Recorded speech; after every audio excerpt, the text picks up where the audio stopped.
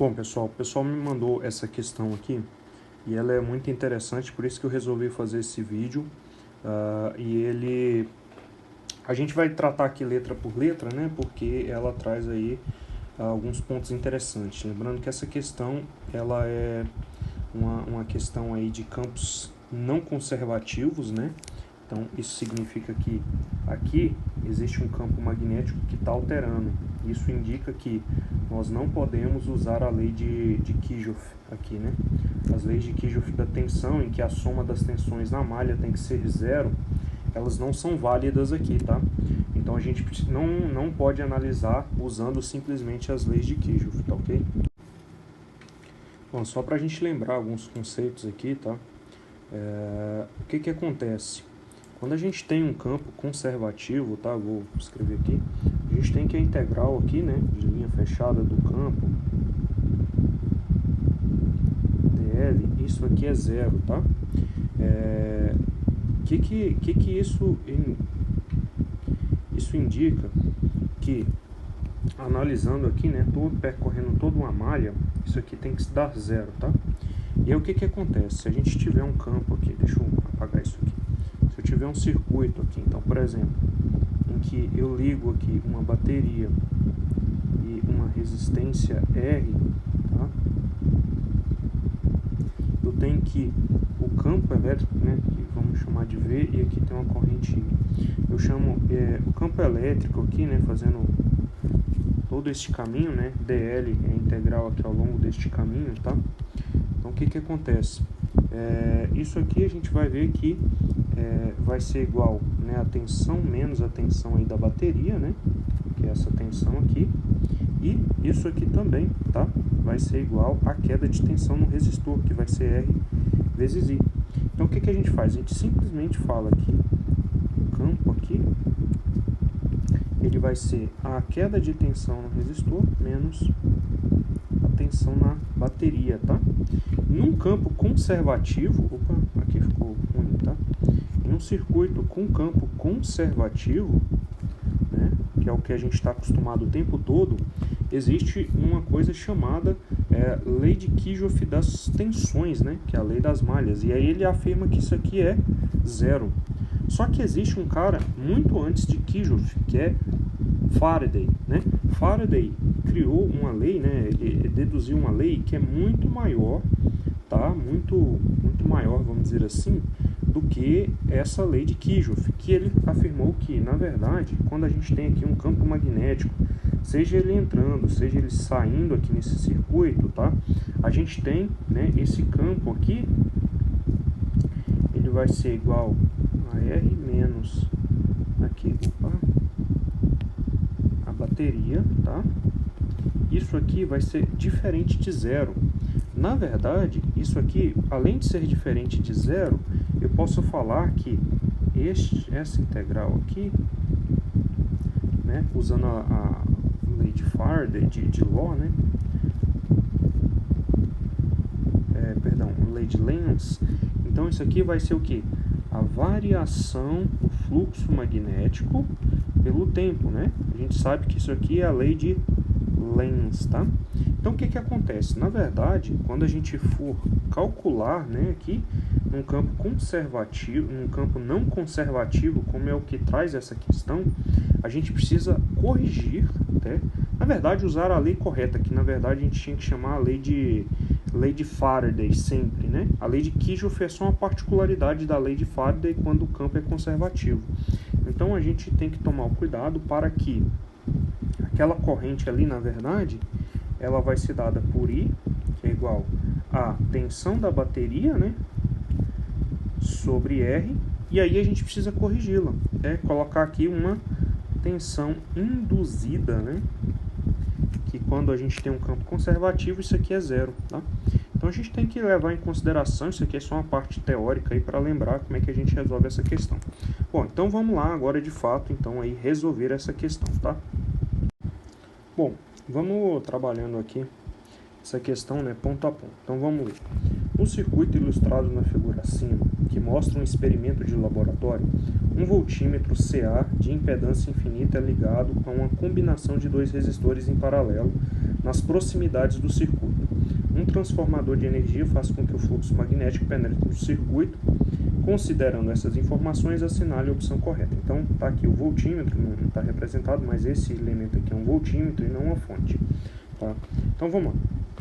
O que a gente tem que lembrar aqui, tá? Conceitos aí de eletromag, tá bom? A gente tem que lembrar que neste circuito aqui vai ser induzida uma tensão e vai induzir uma corrente aqui passando, né, por esses elementos, tá?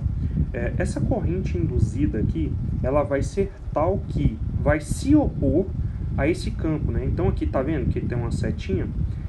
Na verdade isso aqui ele está entrando, né? O campo está entrando no papel.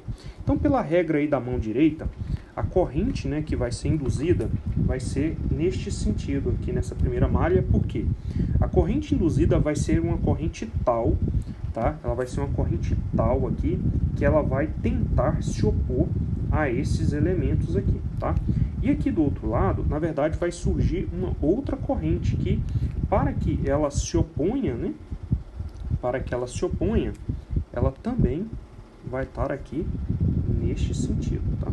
Então, essa corrente vai estar tendendo, nessas correntes vermelhas aqui, elas vão estar tendendo aqui a fazer um campo que está saindo da folha, né? O que a gente chama aí de força contra-eletromotriz, tá?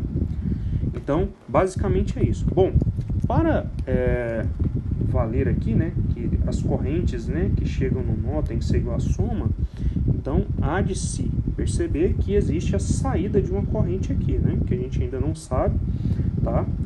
Então a gente pode chamar corrente 1, corrente 2, corrente 3 aqui, tá? Só para a gente ir definindo aí o nosso problema. Então vamos lá. A força eletromotriz na malha diária. Então aqui a gente tem que analisar item 8. A força eletromotriz na malha diária de 0,5 por 0,5 tem valor de pico tal aqui, né? Então vamos descobrir. Basicamente ele está perguntando aqui, né, a tensão induzida aqui nessa malha, tá? Bom, então se a gente lembrar, né, sacar a lei de Lenz, né, então vamos colocar aqui lei de Lenz. Então o que nos diz a lei de Lenz? A lei de Lenz diz que aquela tensão que está sendo induzida, ela é uma força contra-eletromotriz aqui, né? Na verdade, por que tem um menos? É porque ela só quer dizer que vai se opor a esse campo que está aqui, tá? Mas isso aqui é dado pela variação do campo magnético, né? Pela a sua variação no tempo. Bom, não nos foi dado qual que é o campo, mas ele deu aqui o valor da densidade magnética, tá? Então, a densidade magnética, né, em função do tempo, ela é 10 a menos 4, né? 10 a menos 4 vezes o cosseno de 240 π vezes t. Lembrando que isso aqui, na verdade, é o que a gente chama de ômega, tá? Ômega é igual a 2 vezes π, a frequência da rede lá, a frequência do campo, tá? Então, tudo bem. Bom, e a gente tem que lembrar que o fluxo magnético aqui, né, em função do tempo, ele é dado pela área, tá?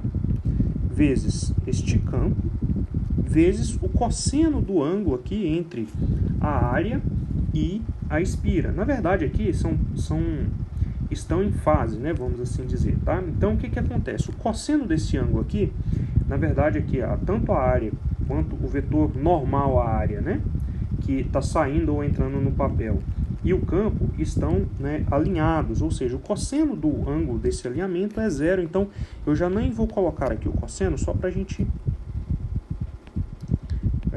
não gastar aí muito tempo com isso, tá? Então, eu já vou deixar aqui somente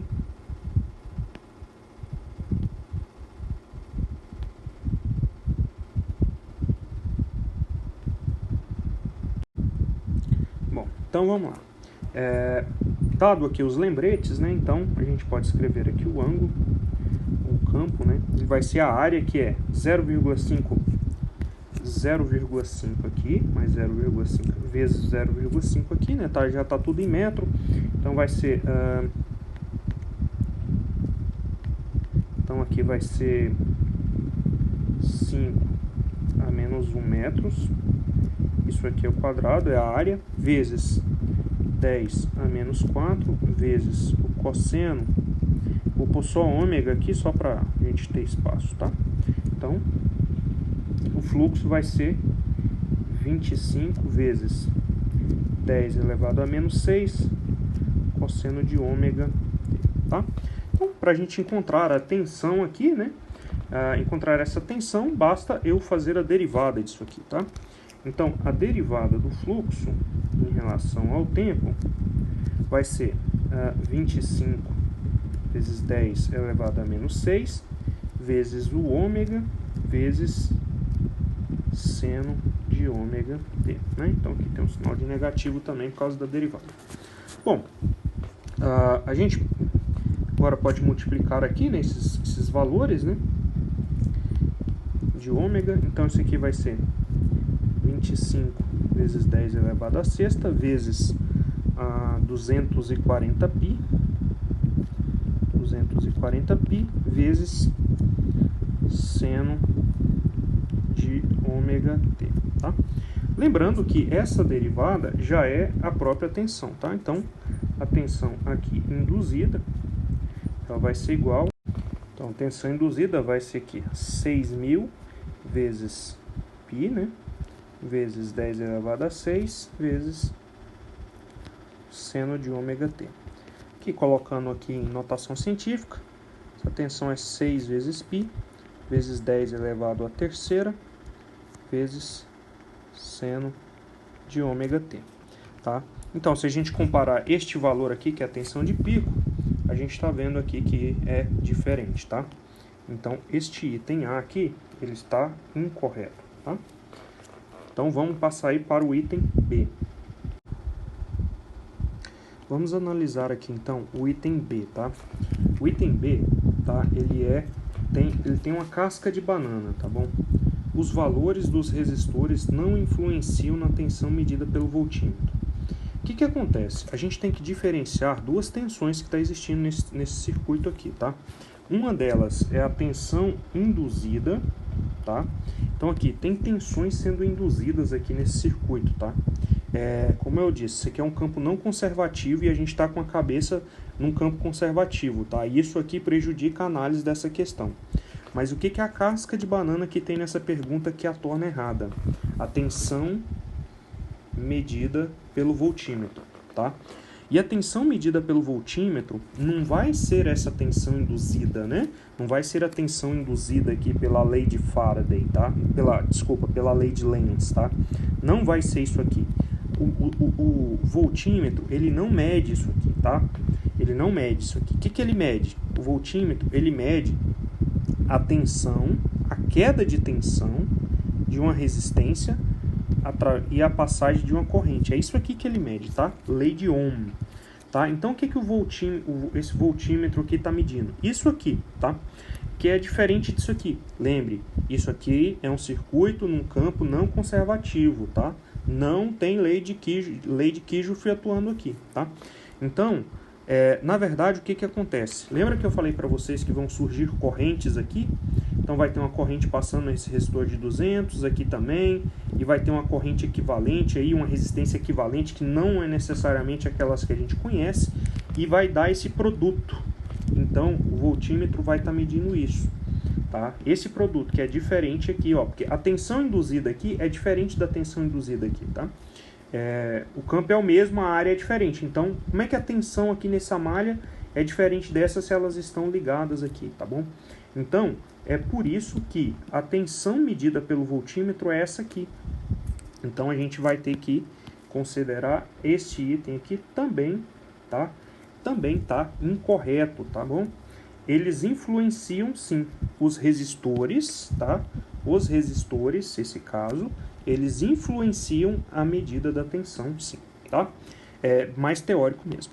A letra C, ela é um pouco mais simples, tá? Por quê? Aqui, ó. O transformador opera em 200 Hz. E ele deu aqui o campo, né? Esse campo aqui, a densidade, né? Na verdade, a densidade do campo aqui, cosseno de 240π. Vale lembrar que a tensão induzida, né? A tensão induzida, ela é uma derivada disso aqui, tá bom? Então, esse campo, as tensões, tudo vão estar na mesma frequência. Vale lembrar que este valor aqui, né, 240 vezes π, é o que a gente chama de ômega, que é a frequência angular, tá? Bom, e a gente sabe a frequência angular com a frequência de trabalho, né? Frequência da rede. Ômega, que é a frequência angular, é 2π vezes f. E o que a questão pergunta é justamente qual que é o valor desse f, né? Então aqui fica fácil a gente encontrar esse valor. A gente sabe que é 240π, isso aqui vai ser igual a 2 vezes π vezes f. Então, simplifica, divide por 2. Então, a frequência da rede aqui, na verdade, é 120 Hz, né? Então, tá aí, letra C, né? Então, ele falou que é 240, então isso aqui torna este item também errado, tá bom? Então, este item aqui, ele tá errado, tá? Bom, continuando nossa análise, na verdade, a letra D e a letra E é quase que uma consequência da nossa análise aqui da letra B, tá? É quase que consequência. Então, vamos lá. A tensão medida pelo voltímetro, então aqui eu estou aqui na letra D, né? A tensão aqui medida pelo voltímetro é nula. Não, ela não é, né, pessoal? Por quê? Ela só seria nula se não houvesse aqui as correntes passando por esse resistor. E a gente sabe que sim, aqui a gente tem um campo, né? Esse campo vai induzir tensões e correntes aqui nesse circuito. Essas correntes vão induzir outros campos, né? Vão induzir um campo contrário aqui nessa figura, tá? Essas correntes, então, aqui, elas vão passar pelos resistores e aí sim esse voltímetro vai conseguir fazer uma medida, tá? Então, é possível sim, existe uma passagem sim de uma tensão aqui, né, que está sendo lida pelo voltímetro, tá ok? Então, não, ela não é nula, tá? Na verdade, ela é diferente, a gente não sabe aí, né? Bom, e claro, aqui a gente ficou, né, só tem uma possibilidade, que é a área, né, a malha de área aqui de 1, que é essa malha da esquerda aqui, um pouco maior, de 1 por 5, contribuirá para o valor da tensão medida pelo voltímetro. Sim. Por que isso é correto, tá? Então, essa aqui está correta, né? Então, vamos colocar aqui correto. Por que ela é correta? Bom, o que acontece? Aqui nesse resistor, aqui nessa malha, obviamente, vai ter aí uma indução, uma tensão induzida, certo?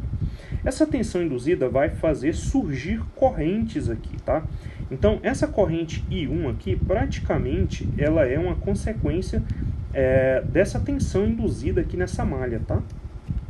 Essa corrente, por sua vez, ela vai passar aqui por esse resistor, né? E ela vai ter, então, aí, pela lei de Ohm, uma queda de tensão, tá? Então, vai ter uma queda de tensão nesse resistor aqui, de 100 ohms, e uma queda de tensão aqui também nesse resistor de 200 ohms, tá? Ah, pessoal, só lembrando, tá? Não sei se ficou claro para vocês, aqui é um campo não conservativo. Então, aquele negócio de que a soma das correntes aqui, ó, por exemplo, então, a soma das correntes que entram, tá? É diferente das correntes que saem aqui, tá bom, pessoal? Eu não sei se eu acabei falando isso aqui, mas isso aqui é verdade. Isso aqui é um campo não conservativo, tá? Então, a gente não conseguiria, por exemplo, identificar essas correntes aqui assim tão simples não, tá? Então, o que acontece? De qualquer forma, haverá sim aqui uma queda de tensão, que é essa corrente 1 passando aqui por esse resistor, e uma corrente 3 aqui, tá? Que vai dar uma tensão aí equivalente, tá?